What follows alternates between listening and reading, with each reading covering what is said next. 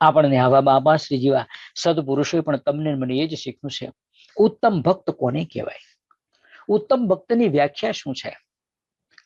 જે પોતે મધ્યમ અને કનિષ્ઠ થી આમ જરાય જુદો નથી નીકળતો, એ જ સંસારની અંદર પોતે બેઠો છે. એની સાથે પોતાનો સ્ત્રી, પોતાના પુત્ર, પરિવાર, ધન સંપત્તિ આદિ જે કાંઈ વિષયો છે, જે કાંઈ સુખ છે, બધું એની પાસે છે.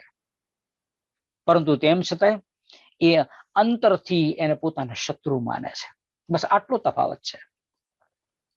આ ઉત્તમ ભક્તની જેને કહીએ ને કે લાક્ષણિકતા એ છે, એની પાસે બધું હોવા છતાંય એને શત્રુ સમાન માને છે. આટલો જ ફરક છે, બીજો કઈ ફરક નથી.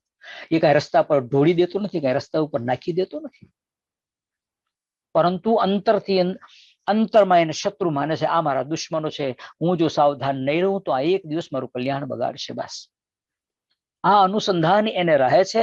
અને એટલા જ માટે એ પછી આ પંચ વિષય રૂપ મૂળાની અંદર ક્યારેય લોભાતું નથી, ક્યારેય લેવાતું નથી.